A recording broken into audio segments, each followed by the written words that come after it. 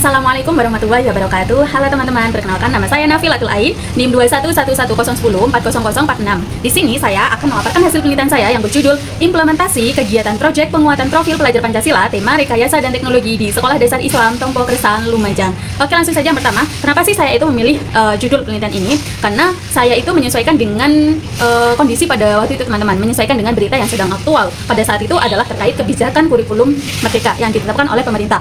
Nah, proyek penguatan profil pelajar Pancasila atau yang biasa dikenal dengan P5 itu adalah salah satu program dari kurikulum tersebut, di mana P5 itu adalah program yang tidak terpisahkan dari kurikulum merdeka.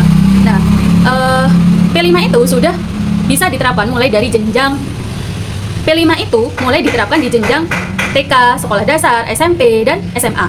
Dan kendati demikian, masih ada beberapa sekolah yang masih belum melaksanakan P5 dikarenakan memang menyesuaikan dengan kondisi dan kemampuan dari sekolah masing-masing. Nah, salah satu sekolah yang sudah melaksanakan P5 itu adalah Sekolah Dasar Islam Tompo Kersan, Lumajang. Nah, kenapa? Dan hal ini juga menjadi alasan kenapa saya melakukan penelitian ini, dikarenakan Sekolah Dasar Islam Tompo Kersan Lumajang itu adalah salah satu sekolah penggerak pertama di Kabupaten Lumajang. Oleh sebab itu, saya tertarik untuk melakukan penelitian ini, dikarenakan memang sekolah ini itu udah sekolah yang bagus dan juga disertai dengan guru-guru profesional. Dan pada saat observasi awal, saya mendapatkan informasi dari Wakaf Kurikulum bahwasanya sekolah ini itu secara keseluruhan itu sudah menerapkan tema P5 dari 6 tema P5 yang telah ditetapkan oleh pemerintah. Nah, salah satunya itu adalah tema Rekayasa dan Teknologi yang diterapkan pada semester ganjil tahun ajaran 2024-2025. Dan ini juga menjadi alasan saya untuk melakukan penelitian ini, karena menurut saya SDI ini dapat memberikan ilmu baru bagi saya, memberikan banyak informasi terkait P5 dan juga dijadikan sebagai bekal untuk saya ketika saya menjadi guru nantinya, supaya saya mampu melaksanakan pembelajaran dengan memberikan pengalaman langsung kepada peserta didik sehingga pembelajaran itu menjadi lebih menyenangkan. Oke, langsung yang kedua yaitu fokus dan tujuan penelitian. Fokus penelitian ini adalah yang pertama terkait perencanaan, terus pelaksanaan dan asesmen dari P5. Tujuannya tentunya saya di sini untuk menjelaskan terkait bagaimana sih perencanaannya, pelaksanaannya dan asesmen dari P5 yang telah dilaksanakan oleh SDI Tompo Kersan, Lumajang. Selanjutnya adalah metode penelitian. Jadi dalam penelitian ini saya menggunakan metode penelitian kualitatif dengan jenis fenomenologi. Karena di sini saya itu mencari data secara fakta terkait dari perencanaan, pelaksanaan, dan asesmen dari P5. Oke, selanjutnya adalah teknik pengumpulan data.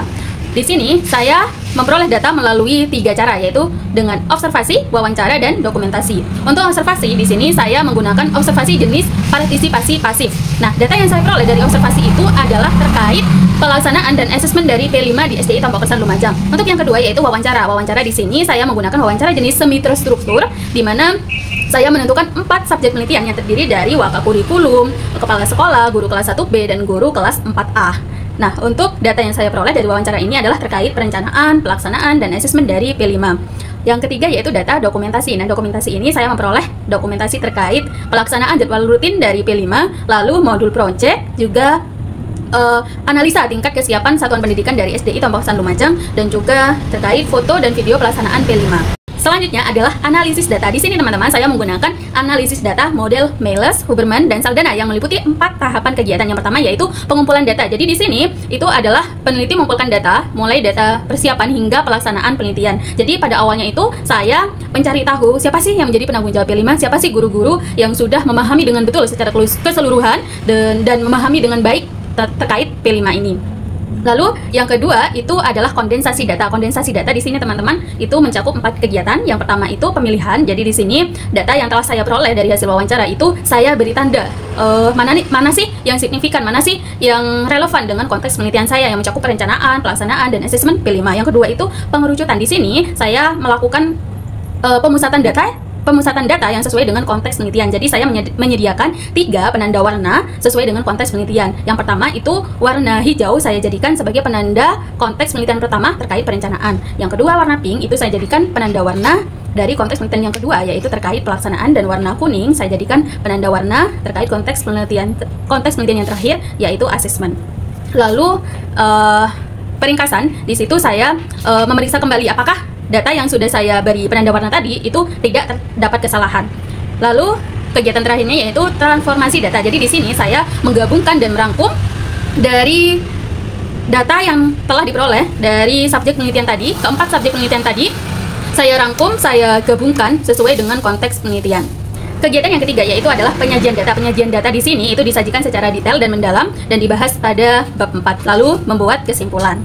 Oke, untuk selanjutnya yaitu keabsahan data. Untuk keabsahan data di sini saya menggunakan dua cara, yaitu dengan triangulasi sumber dan triangulasi teknik. Triangulasi sumber di sini saya itu memeriksa data yang telah saya peroleh terkait wawancara dengan keempat subjek penelitian. Di situ apakah terdapat kesamaan atau terdapat perbedaan dari keempat jawaban, dan alhamdulillah setelah saya analisis ternyata jawaban dari keempat sumber itu menghasilkan jawaban yang sama. Lalu yang kedua yaitu triangulasi teknik. Di sini data yang saya peroleh dari hasil wawancara tadi saya padukan dengan data yang saya peroleh melalui observasi dan dokumentasi. Dan ternyata setelah saya analisis, ternyata data hasil wawancara dengan observasi dan dokumentasi itu menyajikan jawaban yang sama dan sesuai fakta. Selanjutnya yaitu temuan penelitian. Untuk temuan penelitian, yang pertama itu perencanaan. Nah, untuk perencanaan ini meliputi pembentukan tim fasilitator P5. Nah, di SDI itu untuk pembentukan tim fasilitator P5 itu terdiri dari guru kelas, guru pendamping, dan guru mitra. Yang kedua itu analisa tingkat kesiapan pendidikan. Di SDI Tomposan Lumajang itu sudah tergolong pada tahap lanjutan. Yang ketiga itu perancangan dimensi, tema, dan alokasi waktu. Untuk tema yang dipilih oleh SDI Tomposan Lumajang pada semester ganjil tahun ajaran 2024-2025 itu adalah rekayasa dan teknologi. Karena di sini objek penelitian saya adalah di kelas 1B dan kelas 4A. Di kelas 1B itu mengangkat topik terkait bioteknologi hidroponik, dan di kelas 4A itu adalah kreasi robotik. Nah, untuk alokasi waktunya itu dilaksanakan secara menyeluruh pada hari Jumat dengan alokasi waktu 2 jam pelajaran. Akan tetapi, guru itu ternyata terkadang menggunakan waktu tertentu untuk menyesuaikan dengan kebutuhan. Lalu untuk modul proyeknya, ternyata di SDI Tomposan Lumajang itu guru sudah menyusun modul proyek sendiri dengan sesuai panduan yang telah ada dengan memodifikasinya.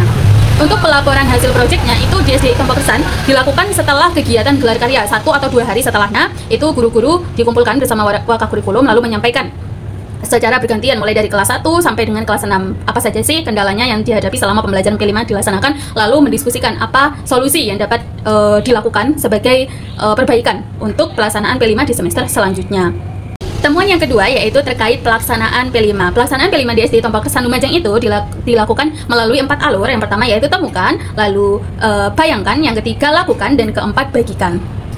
Lalu untuk asesmen P5 itu di SDI Tomposan Lumajang, setiap pembelajaran P5 itu guru sudah menyediakan lembar kerja peserta didik, dan itu nantinya disusun dalam bentuk rapor P5 yang diserahkan kepada orang tua peserta didik. Oke, yang terakhir, apa sih pentingnya penelitian ini? Jadi menurut saya implementasi P5 tema rekayasa dan teknologi ini itu peserta didik merasakan bahwa pelajaran itu begitu menyenangkan, dan juga mereka mendapatkan pengetahuan baru, pemahaman baru terkait teknologi.